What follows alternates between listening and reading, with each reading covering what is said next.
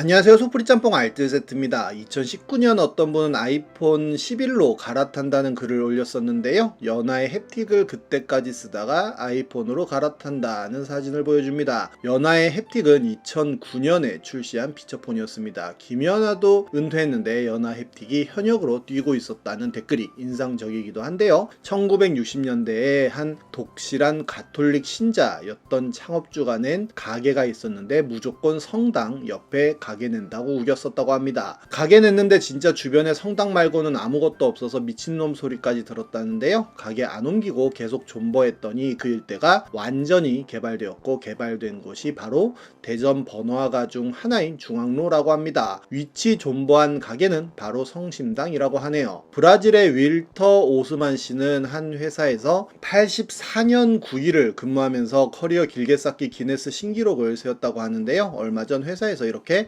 100세 생신 파티까지 열어줬다고 하네요. 2022년에는 36년 동안 같은 번호로만 찍어서 200억 로또에 당첨된 사람에 대한 기사가 나왔었는데요. 존버의 끝판왕이 아닌가 하는 생각이 듭니다. 효연은 다른 멤버들이 나가는 동안에 계속 혼자 소녀시대 숙소를 쓰는 바람에 115평대의 숙소를 홀로 쓰게 되었다고 하며, 한국투자공사는 뱅크 오브 아메리카 주식을 사자마자 금융위기가 와서 90%가 폭락했지만 2017년쯤이 되어 10년 만에 2조 원의 본전을 찾았다고도 하네요. 이번엔 이렇게 레전드가 된 존버들을 모아봤습니다. 그럼 한번 볼까요? 첫 번째는 친자 확인하려고 존버한 남편입니다. 2020년엔 남편이 자꾸 친자 확인을 하려고 합니다 라는 기사가 올라옵니다. 둘째 아이를 낳고 조리원에서 몸조리를 하던 부인이 남편에게서 누구 아이야? 라는 질문을 들었다는데요. 갑작스러운 질문에 황당했던 부인은 자기애지 누구에겠어? 라고 맞받아쳤고 큰 싸움을 벌였다고도 합니다. 남편은 와이프가 산후조리원에서 집으로 온 뒤에도 둘째 아이를 보지도 않고 아내와 말을 섞지도 않으며 각방을 쓰고 있는 상태라고 하는데요. 남편은 틈만 나면 소리를 지르고 폭력적으로 변했으며 친자 확인을 하겠다고 벼르고 있다고 합니다. 하지만 와이프가 이를 반대하면서 이들 간 싸움은 점점 격해지고 있다고도 하는데요. 부인은 친자 확인만은 어떻게든 막아야겠다고 생각하고 있는데, 이유인즉슨 임신 전 친구 따라 1박 2일 모임에 나갔다가 술을 마시고 다른 남자와 잠자리를 가졌던 것이 있었다고 하네요. 그렇게 임신 사실을 알렸지만 남편은 뭐라고? 라며 탐탁지 않아 했고, 나중에 알고 보니 남편이 자신도 모르는 사이 정관 수술을 했다는 사실을 알게 됐다고 하는데요. 그런데 와이프는 정말 이해가 안 된다며, 임신 전에 정관 수술을 한 거면 둘째를 임신했다고 했을 때 그때 당시 왜 아이가 생겼는지 따졌어야 되는 거 아니냐며, 왜 아이를 낳고 이제 와서 이러는지 이해가 안 되고 스트레스를 많이 받는다고 했다고 합니다. 그러면서 차라리 이혼해서 양육비랑 위자료를 받고 혼자 아이들 키우며 살고 싶은데 이럴 경우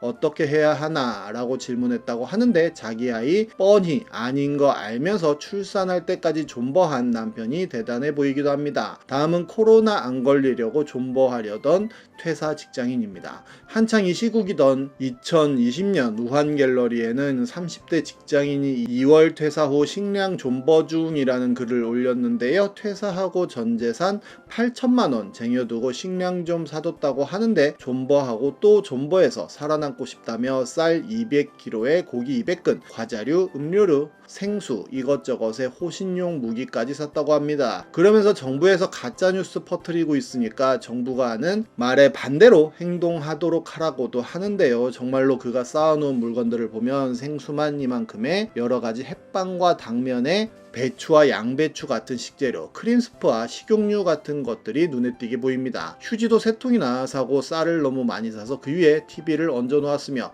감귤 사랑 주스도 너무 많이 사서 거울 거치대로 쓰고 있고, 부탄가스도 2박스나 산 것을 보여줍니다. 냉장고는 고기로 가득 차 있고, 김치 냉장고 역시 고기와 여러 식재료로 꽉꽉 채워 놓았는데요. 호신용 도구로 이렇게 손도끼까지 구매해 놓았다고 하는데, 그 많은 식량들 다 먹었을지 궁금하네요. 다음은 카미유 부이용 신부입니다. 그는 프랑스인으로 우리나라 이름은 임가밀로로 불렸는데요. 1869년부터 1947년까지 감곡의 매괴 성모 순례지 성당의 초대 본당 주임 신부였으며, 51년 동안 한국 땅에서 생활하며 어머니가 사망했을 때도 고향으로 가지 않고 한국에서 신부 일을 했다고 합니다. 부임하고 신자들에게 나는 여러분을 만나기 전부터 사랑했습니다 라는 명언을 남기기도 했는데요. 그렇게 그는 명동 성당과 똑 닮은 감곡 성당을 지었는데 일제강점기가 오게 되었고, 그는 핍박받는 조선인들을 위해 여러 번 숨겨주는 등 애를 쓰고 서대문 형무소에도 3번이나 수감되었다고 합니다. 하지만 명목상 프랑스와 일본이 동맹이었기에 그 이상의 처분을 받지 않다가 2차 세계대전이 일어나면서 더 이상 프랑스의 눈치를 볼 필요가 없어진 일제는 그에게 사형을 선고하는데요. 사형 선고를 받은 임가밀로 신부는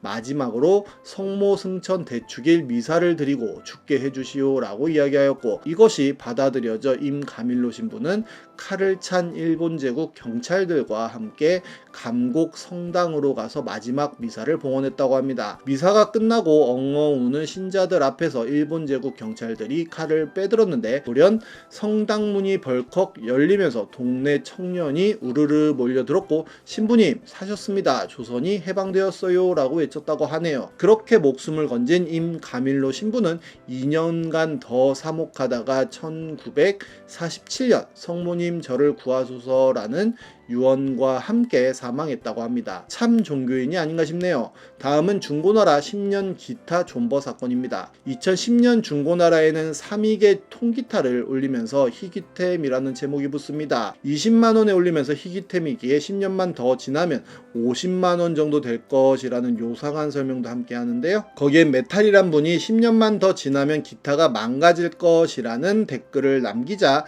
판매자는 절대 그런 후진 기타는 아니라며 본인이 관리를 잘했다는 이야기를 합니다. 그러자 메탈은 10년 후에 50만원에 산다는 이야기를 했고, 판매자는 장난은 다른 데 가서 하라고 합니다. 그리고 8년이 지난 2018년 메탈은 기타홀릭으로 닉네임을 바꾼 후 2년 남았습니다. 잘 지내고 계시죠? 라고 썼고, 1년 후엔 판매자가 크크 내년이네요 라고 댓글을 남기는데요. 기타홀릭은 슬슬 쪼달리기 시작하는군요 라고 댓글을 남겼는데, 이 판매글은 3위기타 10년의 약속이라며 중고나라 회원들 사이에서 성지순례 코스가 됩니다. 그리고 은근히 많은 언론에서도 이 사건을 다루고 취재를 했었는데, 경향에서 취재했을 때 10주년이 되었을 때 해당 게시물은 삭제되었으며, 애초에 올라왔던 판매자 휴대폰 번호로 전화했을 땐 이미 다른 사람이 그 번호를 쓰고 있었다며 기타 안 파냐는 전화를 수도 없이 받았습니다 라는 인터뷰도 했다고 하네요.